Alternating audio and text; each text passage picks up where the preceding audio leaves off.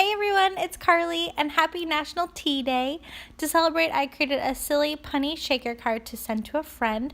So this is a Bestie card for my bestie. Get it? Now, to start with my card, I'm using a panel of just plain white cardstock, and I've drawn a little pencil line across the middle to help me line up my dies. This is the Honeybee Bee Bold alphabet, and I just love it. I use it all the time to make word shaker cards, and this is the easiest way I found to do it. So I just have a pencil line, and then I'm using a piece of masking paper. It was just a scrap I had close by to secure those dies to run it through my die cut machine. Now, once I've got it die cut, I want to stamp that teacup on the side, but I don't want to mess it up. So I've got a piece of acetate in my MISTI on top of my card panel so I can stamp on the acetate and double check my spacing. Once I'm sure I like it, I just wipe off the acetate to use it later, and then I go ahead and ink up my stamp and stamp it again. This is a trick that I learned after many ruined card fronts. Now, to create the rest of the shaker, I just have another piece of acetate. This one's clean. It hasn't been stamped on a million times. And I'm putting Be Creative tape around the edges.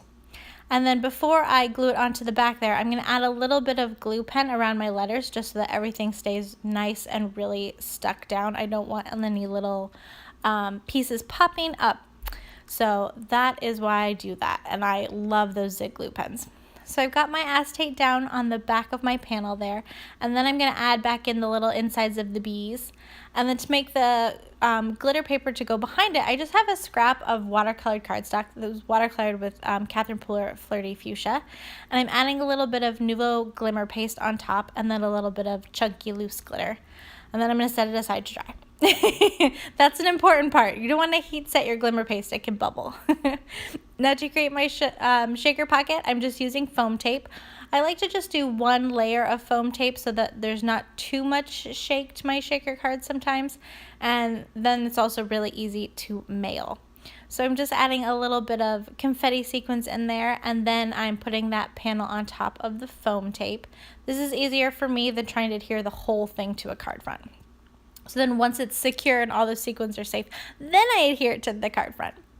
So thanks so much for stopping by. I hope you're hopping along with us. You can see more about this card on my blog, and have a great day.